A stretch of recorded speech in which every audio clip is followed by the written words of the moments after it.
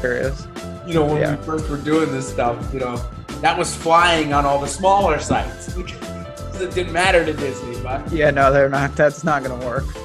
What is happening, everybody? Good afternoon. It is PGA DFS strategy show for the Genesis Invitational, one of the best events of the year. I'm going to say the best because we got the majors, we got the players, but I would say outside of the majors and the players, it is a top 5 event of the year. We get back-to-back weeks where it's great fields, great course, and everything. So, Ben, I'm real excited to chat about it this week, and we get all of the world's top 10. That is definitely something we haven't said probably since the last major, the Open Championship.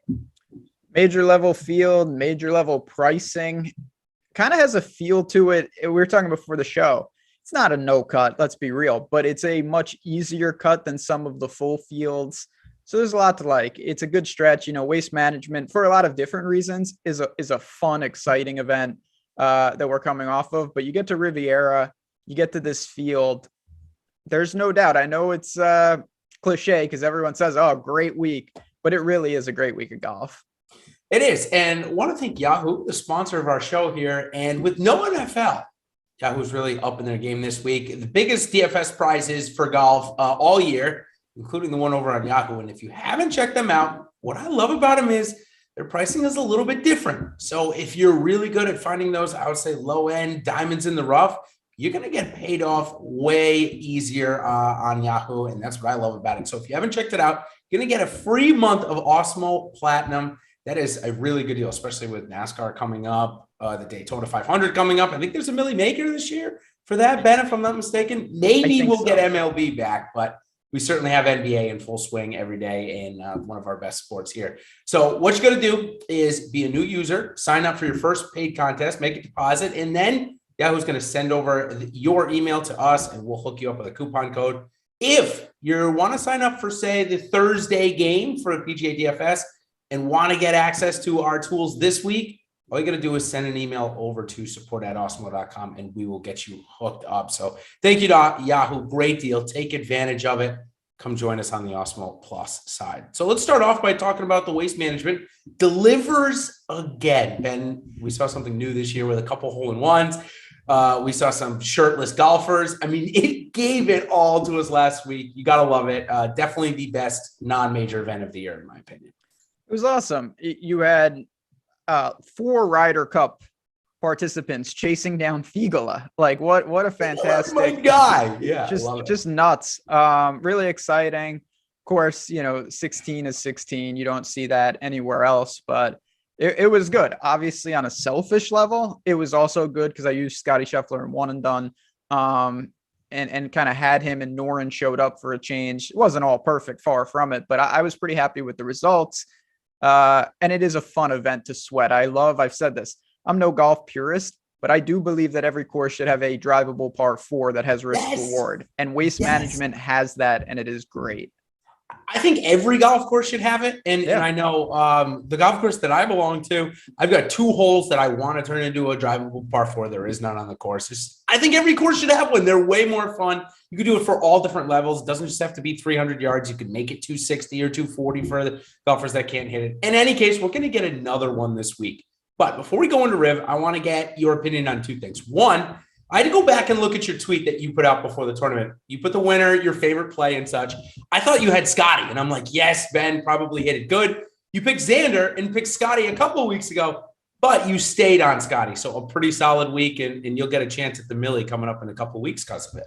I will, yeah. I punched some tickets. The key for me was Noren, actually, and he was very lucky. He gained almost 8 strokes putting, but he's only 1% owned. Also part of that tweet, if I'm not mistaken, right? He was the guy that I'm playing that you absolutely shouldn't, and I still stand by that portion of it. But yeah, I mean, again, it wasn't all, we were both also not really on Hovland, and that was nice to avoid. So able to get it done. It wasn't perfect. Wise looks like he's in the dumpster again. Ricky can't get it going. But in a field like this, it is cool to feel like you have your finger on the pulse, because we've got, you mentioned, all the big dogs are here this week. All right, last thing about last week is I want to ask you something. I was watching. Obviously, it was a ton of fun. I thought Xander was going to pull it out, and we get to 18. Xander is in the drink, but somehow gets over the drink, has about 100 yards in, almost flies the ball into the hole, and it rolls out 8 feet. Cantlay hits it short, and it rolls to about 9 feet, 10 feet. All of a sudden, Xander's putting first, and I'm like, the hell? This doesn't make any sense to me. There's nowhere close. When checked the shot link, and I was correct, they were about a foot apart, and Xander was definitely closer.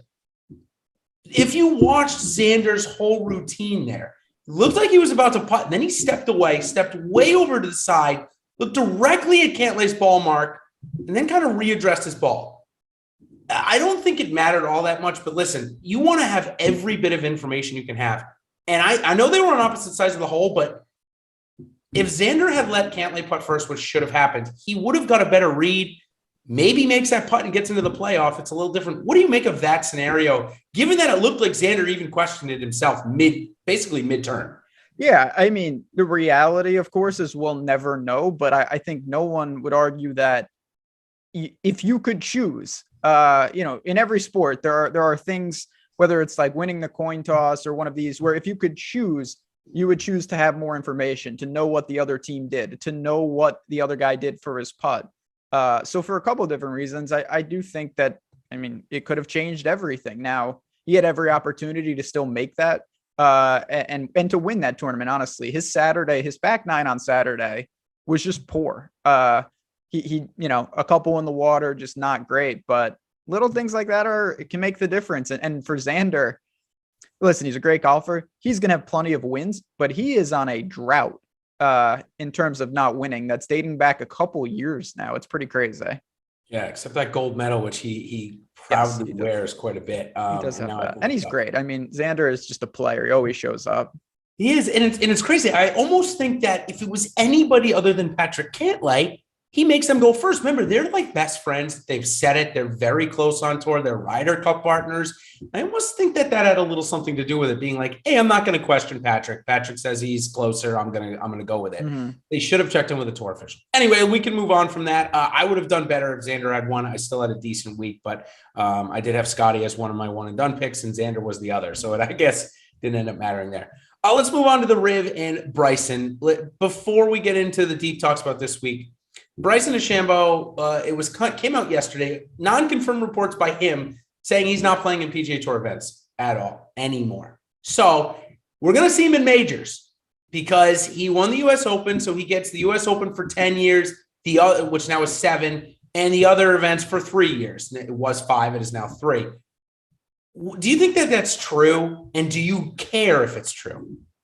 I definitely don't care if it's true. I don't think it's true, though. No, I mean, it seems I wouldn't be stunned to see maybe Bryson not play as much, but API and if he wasn't hurt here, there's some big time events that are not the majors that I think we would see, like WGCs, things like that. So maybe he doesn't show up at the John Deere. But no, I don't believe that. If he doesn't want to play on the tour, then don't play on the tour. They'll be just fine without him. I like Bryson more than most, so I hope that's not true, but I don't actually care. $130 million probably eases the pain of ruining a brand in a record. That's true. So we'll see how that plays out. All right, let's move on to Riviera, one of those highlights of the week this week. But I want to say this. Looking at the stats and looking at the finishes, I think we have an almost identical setup to what we had at TPC Scottsdale. Now, granted, it's different geographically, right? It's not the desert. It's Los Angeles. It's much more tree-lined, but it's a par 71, 7,300 yards with a drivable par 4 and 3 hard par 5s. Obviously, inside of that, there's a couple things that are different. But what do you make of that and just the overall fact that, again, hard drivable par 4s, but he can get an eagle all the way up to a double bogey. It's a pretty great course and probably a pretty good comp to Scottsdale. I see that. Yeah. I mean, this has elements of a lot of things. I think around the greens, you can make a case that it's Augusta-like. You've got some of that in here. Good test. Certainly, if you don't know what you're doing around the green and with the putter, it's going to be a short week. You can't be messing around. Fast POA can get anybody, but I love the setup of this. It's a true test. We see big time players win this event more often than not, and it brings it out of them. So, Max Homa, I do think there is a little Quail Hollow. I know Homa kind of brings that out as well, but I treat it pretty straight up. We've seen this course a million times, and it's a good true test. Yeah, less than 50% driving accuracy, somewhere around 60% green regulation, a little shy of that. So certainly all elements. If you're an elite ball striker and are able to hit 70% of your greens this week, then I think you're definitely in play. Obviously, the guys that are superb on and around the greens, well, they'll be able to bring their game up from there a little bit because of all the missed greens for most of the golfers. So, all right, let's talk about the top 10 in action. And before we do, we'll tell you about our NASCAR deal that we have going on right now with Daytona right around the corner. We are offering our Awesemo Plus NASCAR package for less than $2 per race this season. That's $70 for a full year of Awesemo Plus NASCAR. This pass gives you access to our driver projections, ownership projections, top drivers tool, and so much more. And it will give you the edge you need in NASCAR DFS. So use promo code GREENFLAG at checkout, or simply click the link that we've got up in our video right now to activate this offer. It is valid through February 20th, so a couple more days on that one. All right, so top 10 is here this week. I already mentioned in the official World Golf Rankings. We're going to talk about them that way to see how it's kind of different a little bit, how the pricing differs from their official World Golf. Start off, of course, with Jon Rahm. 11,300. Price is coming down, not up. And that's because he's not making putts right now. Everything else looks to be in form. So is this the week you want him to win, or would you, as I'm leaning toward, rather him play good again this week and maybe get that win that's been coming at the Players in a couple of weeks? I kind of hope it's that. It's not to say I won't try to get to Jon Rahm, but in an event like this, you're just not going to have enough shares for every good player. That's just the fact of the matter. And him, as well as JT, as well as a couple other guys, all absolutely striped it and couldn't putt. The tee to green game was ridiculous. He gained 11 strokes at Waste Management, tee to green, but he lost a couple putting, and that was the difference. He still came in 10th. I don't want to allocate 40% Rahm this week or anything, and I think that's might be what you need for significant leverage. Scary. I would love for him to just put in another standard event, and I'll kind of save him.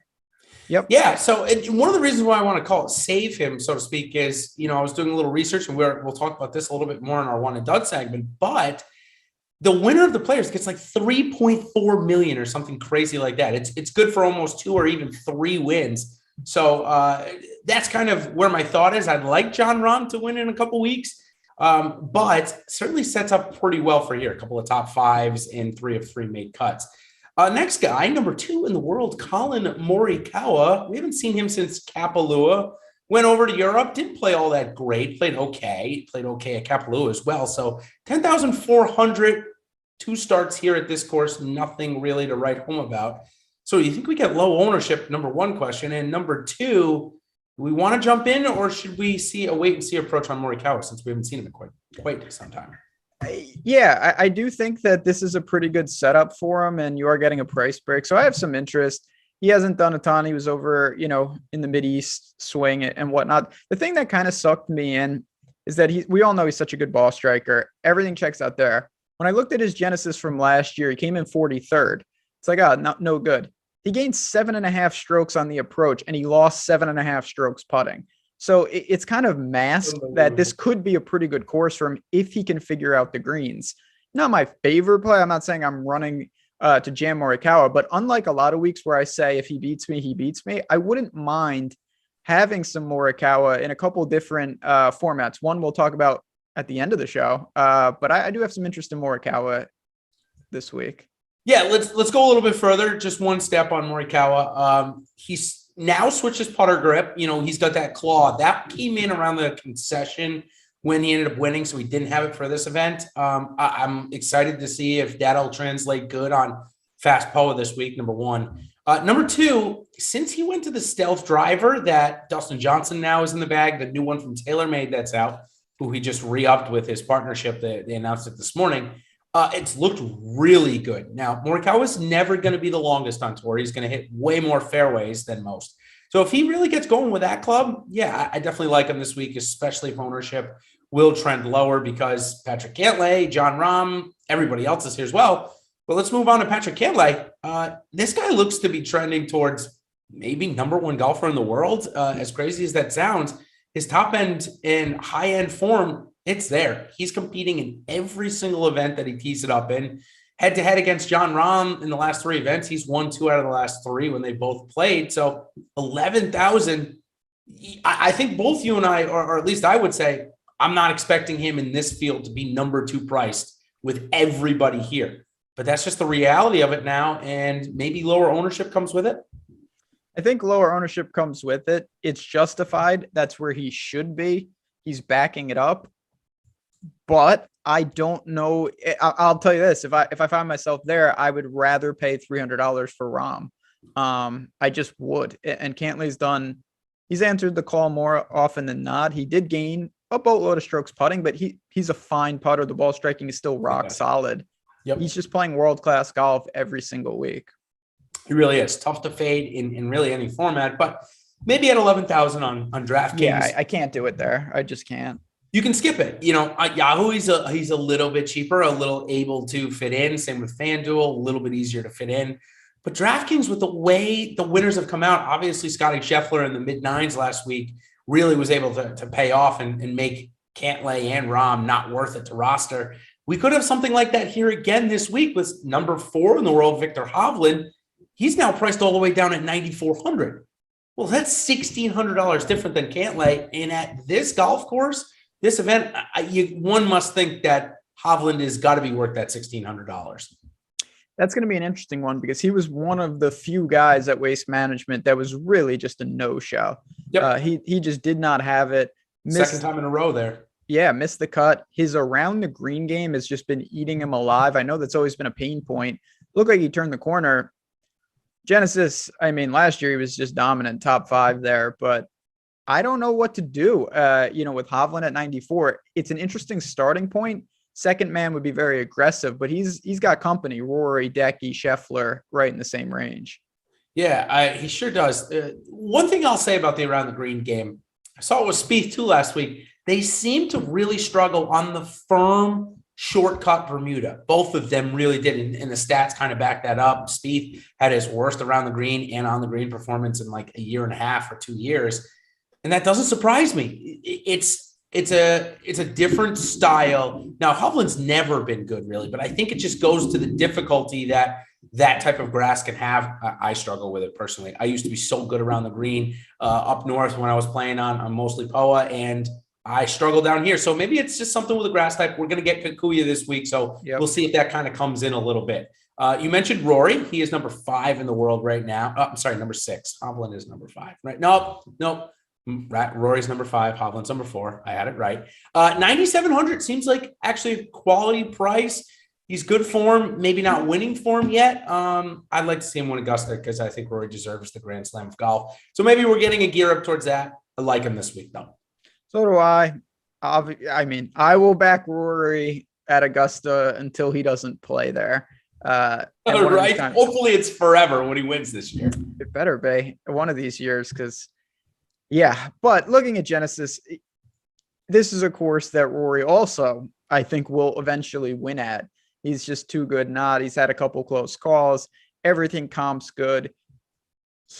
I'm going to say should have won in the Mideast. He really had that tournament and kind of gave it away late. So the form is good. We just haven't seen him over here. 97. Sign me up for starting with Rory if you omit the 10s.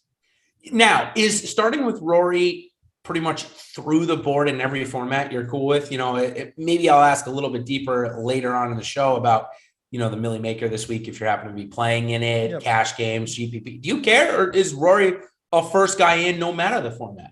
I think you can justify it no matter the format. Now, you're going to structure. I think the difference to me is how you end it.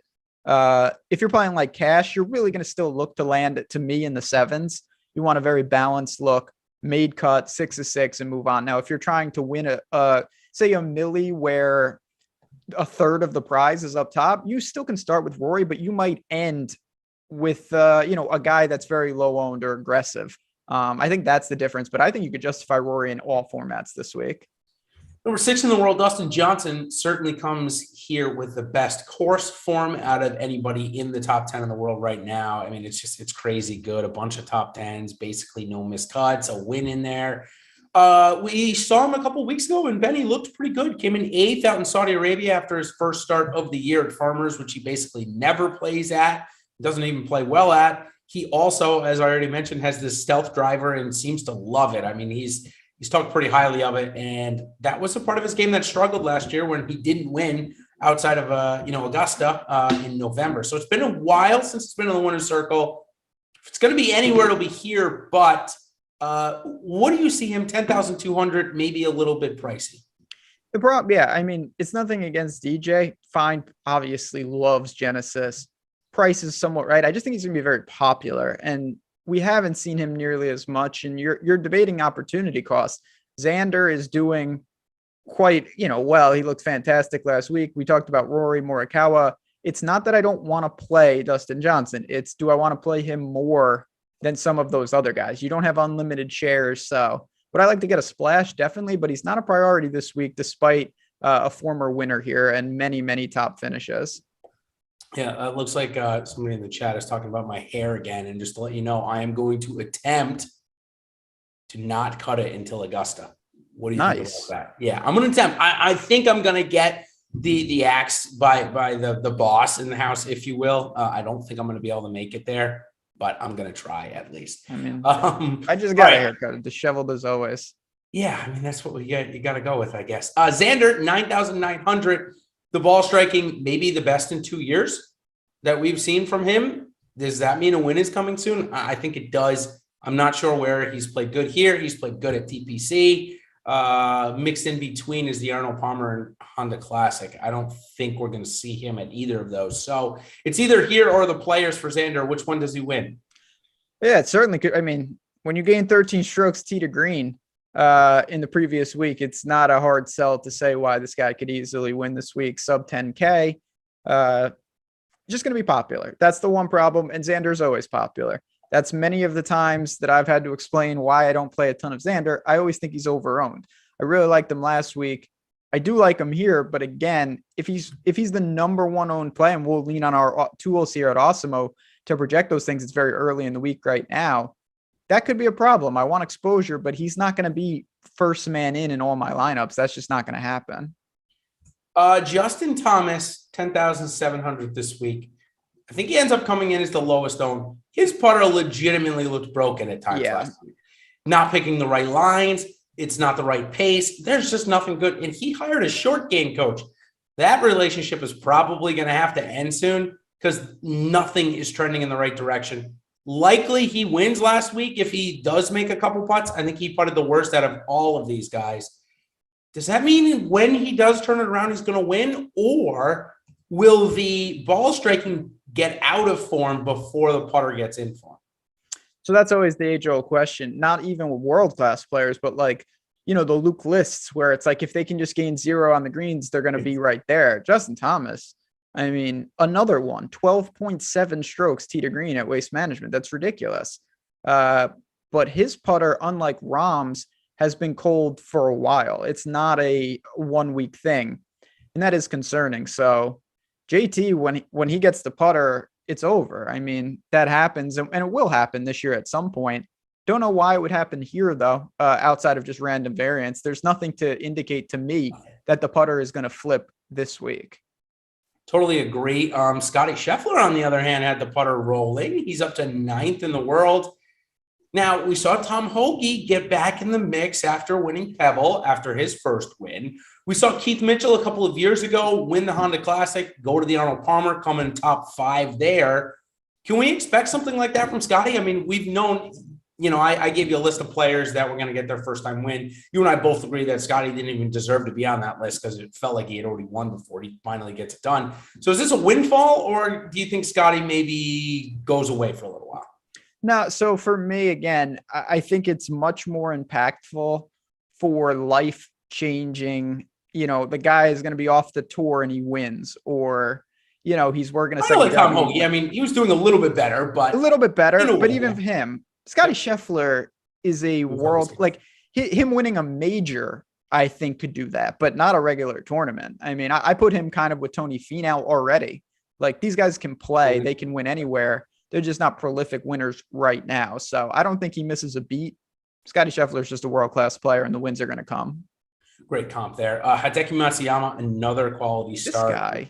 This guy is en fuego right now. I don't think he can hurt you anywhere.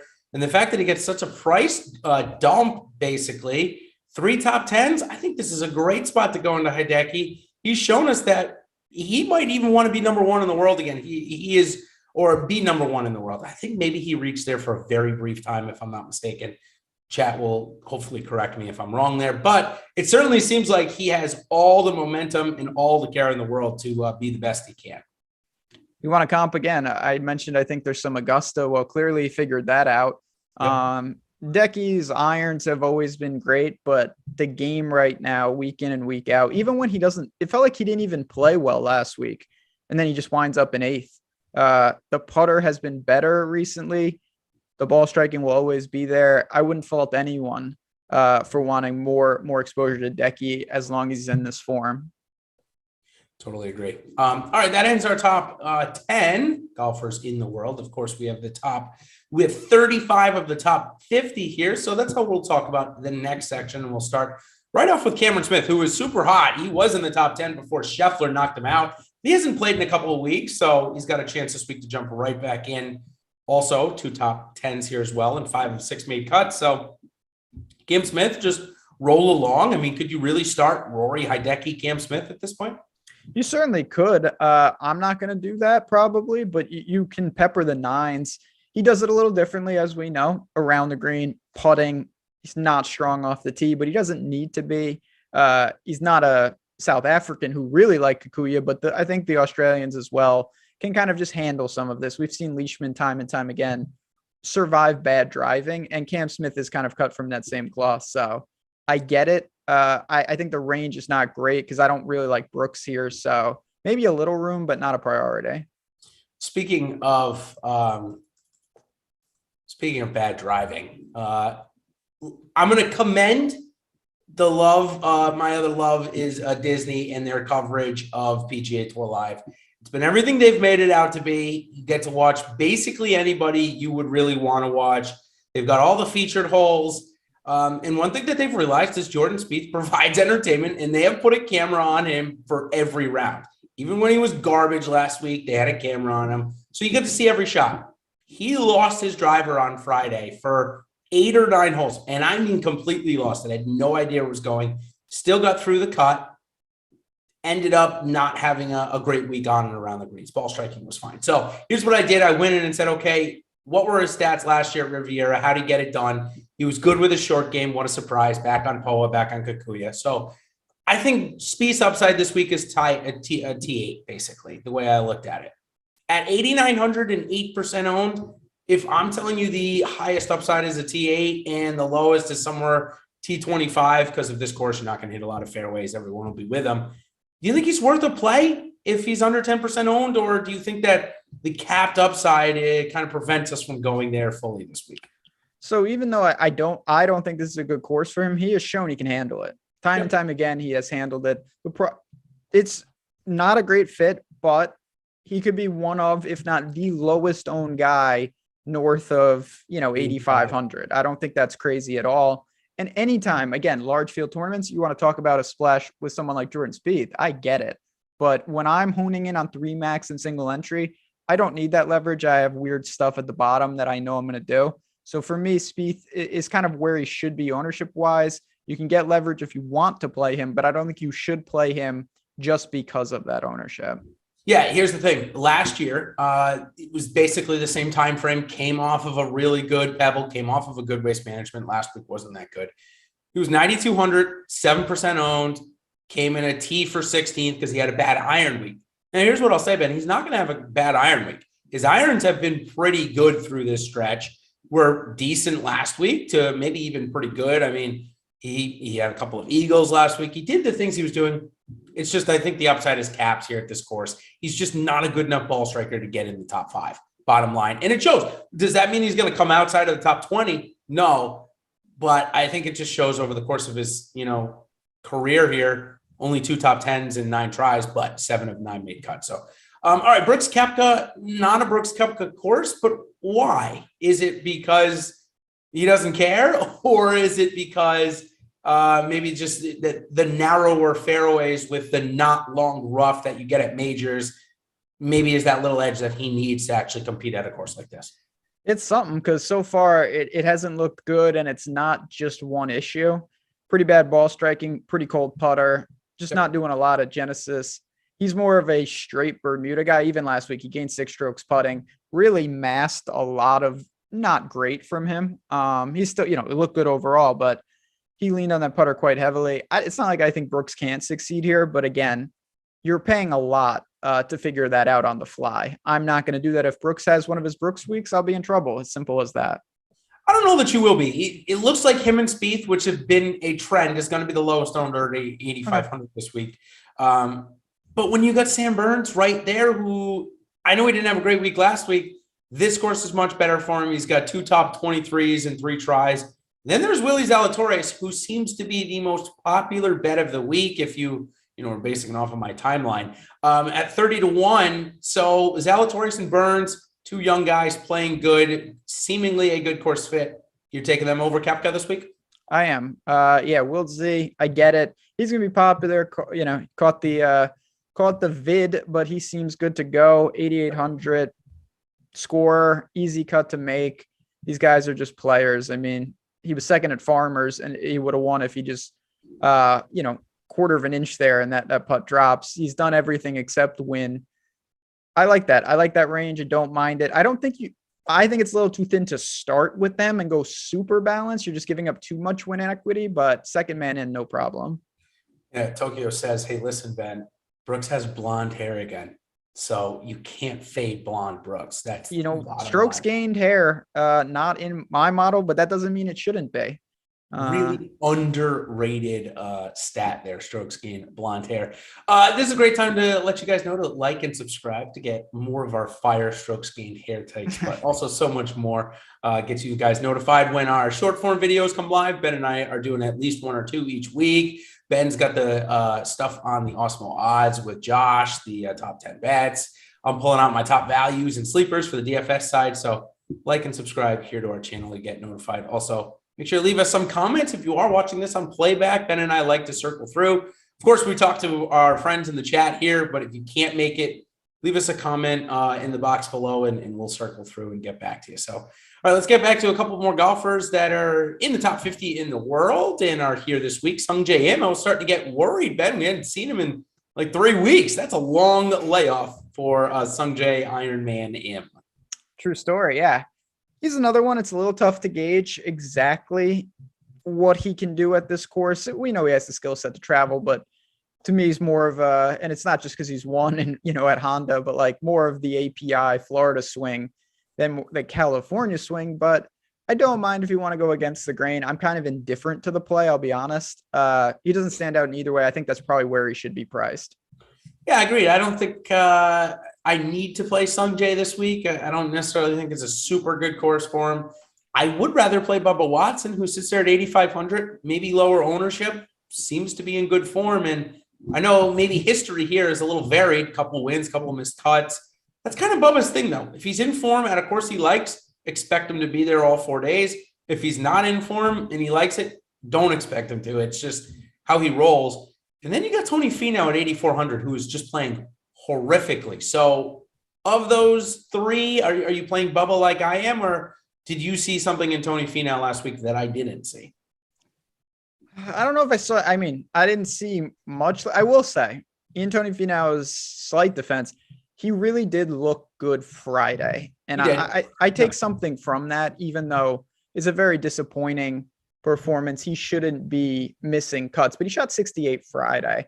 Yep. And I think it's a fine course. Bubba, we know, I mean, where Bubba plays good, he plays good, and where he doesn't, he doesn't. So I feel most confident in him, but I'm not just going to throw out Tony. I'll hang on a little bit with him. We'll see what the 3 strokes ball striking too on that Friday. Yeah. It wasn't as bad as it seemed. It's still concerning because he's had a slow start here, but I'm not going to overreact, I guess.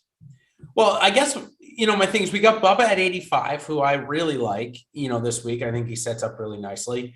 And then at 83, you got Max Homa, who's the defending champion, coming off of a week where he looked superb off the tee, gained almost five, actually over 5 strokes, gained about a stroke on the approaches. So I just don't know if there's a ton of room for Finau if I'm trying to add in a Rory into those, Bubba and say Max Homa lineups.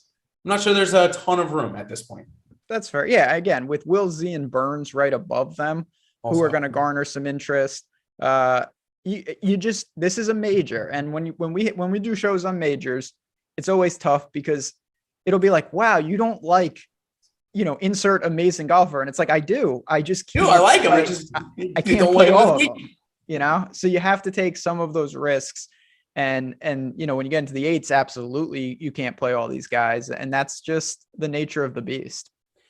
And the 8s don't stop there either. We've already mentioned about 6 guys that we like, but now you got Adam Scott, who had a bad Sunday, but a pretty good tournament other than that. Matt Fitzpatrick, who's working on back-to-back top 10s at Pebble and at Waste Management and a top 5 here last year. And then last but not least is Taylor Gooch, who, if he didn't have an early double bogey on Sunday, might even be trending as the highest owned golfer in this slate at 8K with 3 good starts here. So range is packed with good golfers that are playing well. How do you mix between Scott, Fitzpatrick, and Gooch? You just go straight to the low owned, or do you think that Fitzy and Gooch with their form need to get the leg up over Scott? So ownership will definitely probably smooth out some of the edges for me, but Fitzy's a priority. I've been playing him. I'm going to continue to play him. I would bet him, but his number is cratered, and I don't know. I'm really not comfortable with his number in the outright market. That's something we talked about on the Odd Shopper YouTube a little bit. I just like the price here, though. He's just playing good golf. He can handle these conditions. Taylor Gooch, I'm a little more concerned about, not because of anything, just that sometimes lethal combination of good recent form and good past course history can get a guy really over-owned, but there's no doubting the talent. I just definitely prefer Fitzy. Yeah, I'm not really sure where I go right now. It's tough. I haven't played Gooch. I've actually played Fitzy and I've liked him. Haven't played Gooch all that much, and was really, heading into Sunday, I'm like, oh man, here we go. Another week where Taylor Gooch is going to just totally dominate me. Ended up not being the case. So maybe I'll actually play him this week so I don't have to worry about that on Sunday. Next batch, we've got Mark Leishman's, Sergio Garcia's, Joaquin Niemann is in there. Give me your top guy from 79 to 7,500 that you like this week. I didn't put a ton of names on the list. Paul Casey is also making his first PGA start of the year. Certainly been linked to the Saudi talks as well, but he's here. Not great upside, but pretty good consistency. Definitely, yeah. Quality names in the 7. I like so I bet Niemann. I bet Niemann at 60 to 1. Not because I think he's going to win, just because I really like that number. But the form is good. When we've seen him this year, wherever it is in the earth, he's looked pretty good. And at Farmers, he was 6th.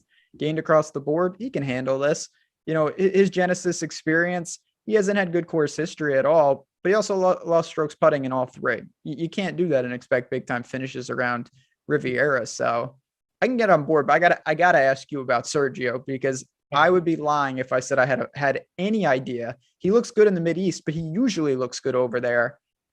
I don't know what to make of him. He's one of the tougher guys for me this week. Yeah, he might be a guy that you don't have to worry about in a couple of months either with the Saudi Arabia tour. He's one of the other names that have kind of been linked to this. But here this week, you do have to kind of worry about him. I think I'd rather play Joaquin Niemann. I feel like they're a really good comp with how they get things done. They're both pretty bad on the green.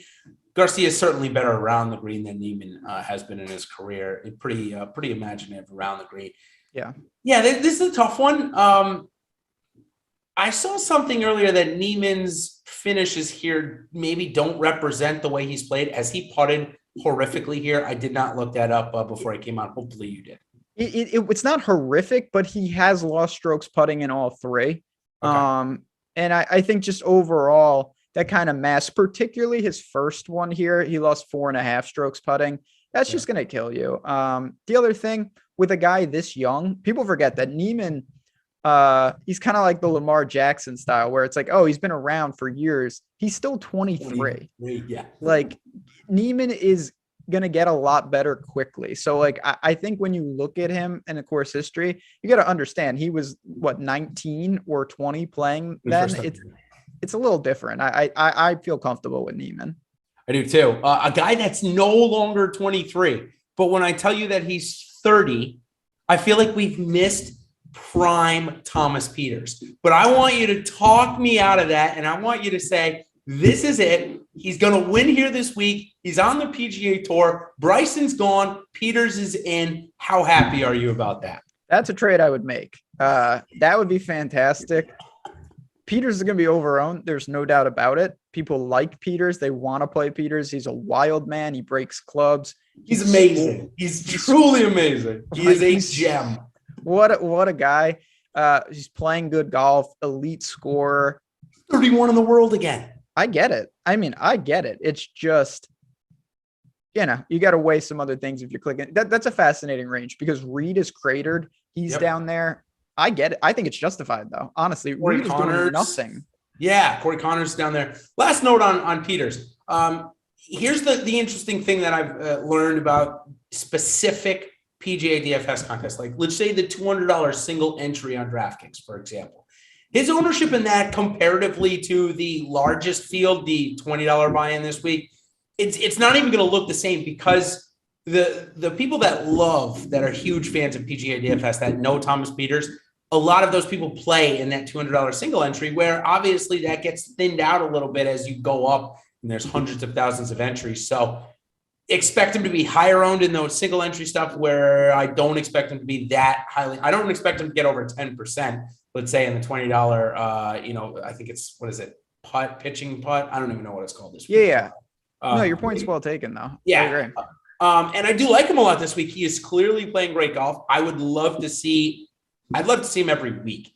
He is one of those highlight reel guys, breaking clubs over his neck, over his knee, wears his hearts on his sleeve, and those players I just resonate with more. But Patrick Reed, 7,400, but his off the tee game, it's that bad. So do you not touch him while he goes through this trying to win a tournament with PXG so he can get a bonus? Like, what do you do with Patrick Reed, knowing that he's already a bad driver, using the worst equipment out there for the club?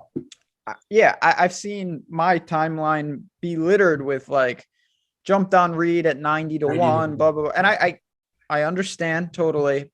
But right now, there's nothing to indicate to me that he's going to gain strokes off the tee. So he's going to have to do it another way. He's pairing that up with losing. He's lost off the tee and with the irons in 7 of 8. That's just not going to get it done. So for me, just Reed's going to have to fix something before I go there. I don't really see it right now with him. And I'm a Reed guy.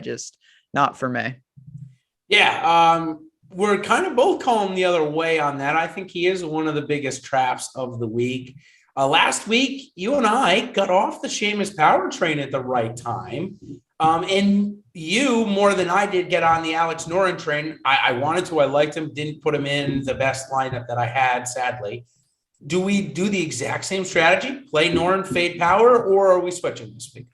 I'm thinking I'm going to stick. I know Noren masked it. He gained a lot of strokes putting, but he kind of does that. Yeah. That's what he does. He gains slightly everywhere else and makes a lot of putts. Yeah. So I'm not going to fault the guy for playing to his strengths. It's high variance, of course. I would rather, you've got Luke List right there who's still churning out good finishes. Yeah, he Tom lost. Hoge. Yeah, Tom Hoge. I think for me, though, Noren and Corey Connors. Corey Connors, I know the ball striking wasn't great last week, but he's just a player. He's done it at Augusta. He's done it in big fields. He knows what he's doing. 73 is just a very appealing price point. For Corey Connors, especially. What do you make of the poor performance here at a course that really has rewarded the best ball strikers? There's nobody better at that than Corey Connors. So what's it here? Is it the greens are too hard, or what's the story? So another guy that I think we know what he needs to do. Corey Connors has played here twice. He's missed the cut both times, and he's lost over 3 strokes putting in both of them. In 36 holes, to lose 3 strokes putting, that's pretty bad. You can't be messing around doing that and expect to get through. So if the ball striking stays or even improves a little bit, I think Corey Connors should be a little better on the greens in one of these editions, and that will result in clearly his best finish, which is finding the weekend at this point.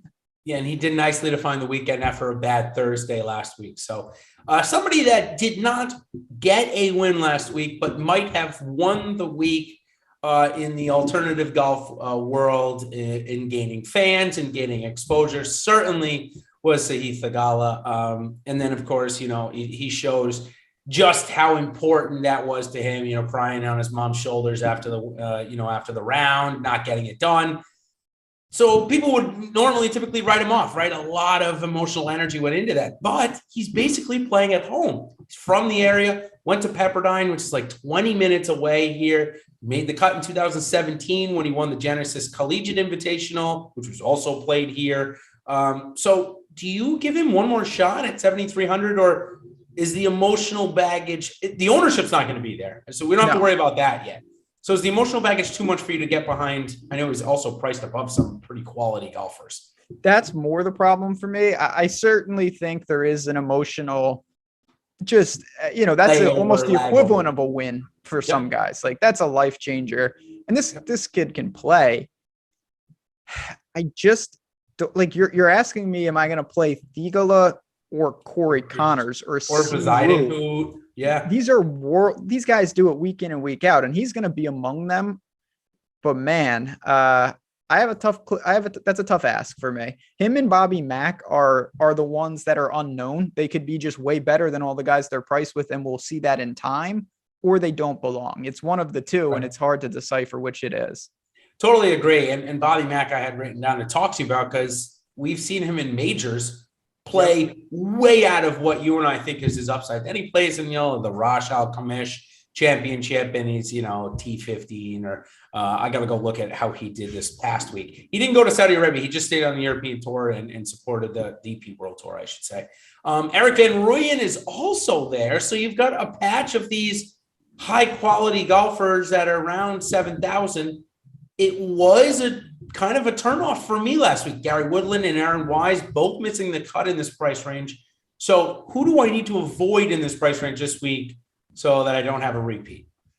Yeah, I honestly probably EVR, even though I do like him. He's playing pretty well. Pretty well is an understatement. 25th, 20th, 12th, and 4th so far in 2022. He's got the skills, got the driving ability, knows what he's doing. He's just kind of a wild man. So you've got him, you've got Keegan. Keegan was awful Saturday, but he was great Sunday. Really good tee to green, as always. Awful with the putter. I don't know if he can survive these greens. I really don't. But if he can, I'll have some Keegan shares. I really will. Yeah, again, it's kind of a loaded range. If you pick right and pair it up with the right studs here, it's probably the winning formula. Again, it was last week. So, all right. Let's go on to a little bit of strategy chat before the long shots and our one and done, which I've already teased a little bit, and also give you the upcoming schedule. We'll be out of here in about 7 to 10 minutes because we get the NHL strategy show with Cliffy and Harris coming up.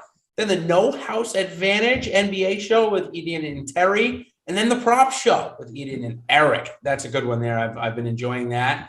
And then, of course, our two staple NBA shows, the Deeper Dive with Luffy and Adam. And then Eric and Greg are on our live before lock. That is all coming up today.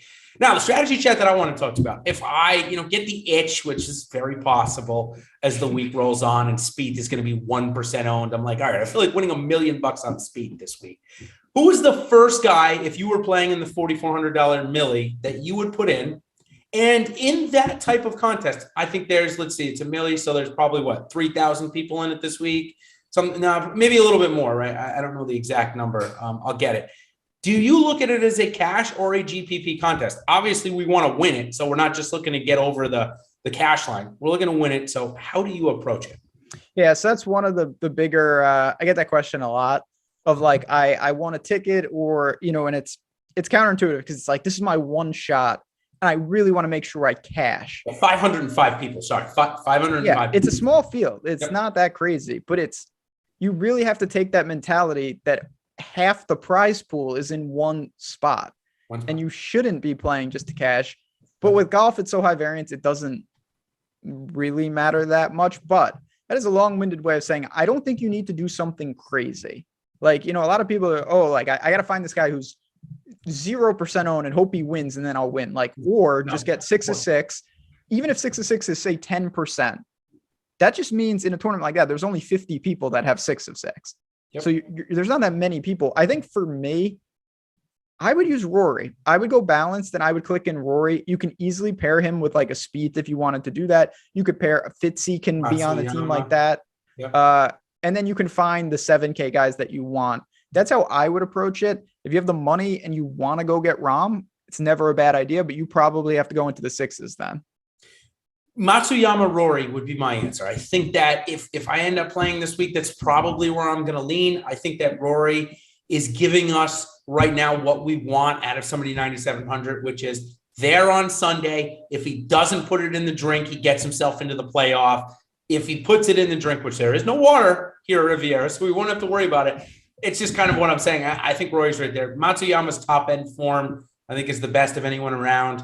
And then it's interesting. I think I would be inclined to click Thomas Pieters, which is why I don't want to play because, I don't want to deal with Thomas Pieters. Yeah, it's a dangerous game. Yeah, exactly. So it's probably why I won't, even though he's the right price. That's kind of how I look at it, is like, well, listen, if I like that guy at 7,400, great, but he can't be the volatile Tommy Pieters. He needs to be somebody like Corey Connors, who has bad course history. So looks like we're on the same page. I don't think you need Rahm. He's not making enough putts for me to get it done. So, okay, that's our little strategy chat.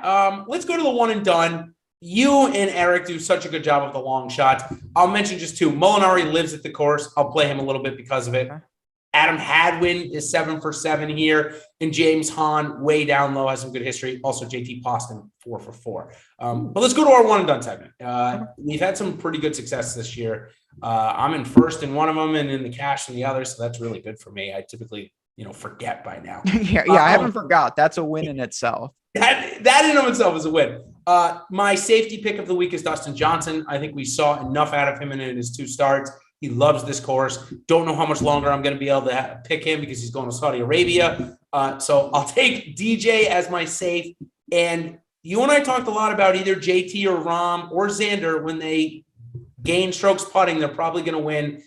I picked Xander last week, so I'll go with JT here. I don't think he's going to win the Players back-to-back years. So DJ as my safety and JT as my a little bit more aggressive. I think it is the week to not reach, but take a pretty good player. This is just a strong major-like field. I think for me, the safe guy would be Xander. If you haven't used him, the guy is playing out of his mind. There's nothing at this course that really worries me. I'm going to use Morikawa. I think that for me, I don't want him in a major. I know that might be counterintuitive given his pedigree and success. There are other guys that I have budgeted for my majors. Would I like to save him for a WGC or something? Sure, that'd be great. But there's a lot of world-class golfers. I've been pretty conservative so far in my one and done. So I have a lot of guys still left. I used Scheffler last week. I've used some middling Fitzy types.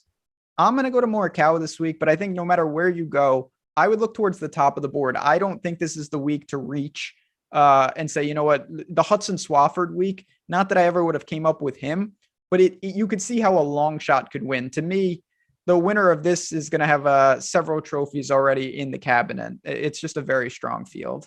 Yeah, I totally agree there. And again, I want to reiterate, the Players Championship in 2 weeks is giving over $3 million. Like triple. To the winner.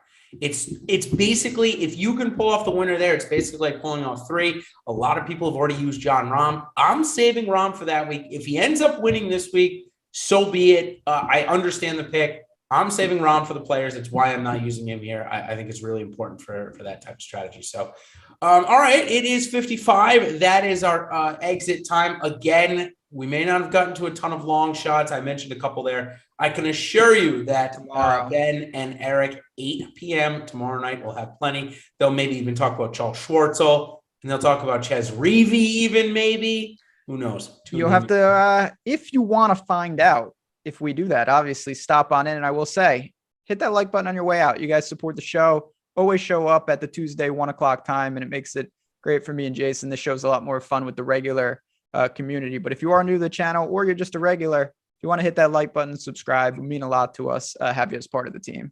It sure would. So believe it or not, Ben, we head to Florida for the Florida swing next week. Ben loves that turn of the year. So enjoy the last West Coast tournament of the year, and we will see you next week down in West Palm for the Honda Classic. Cheers, everybody.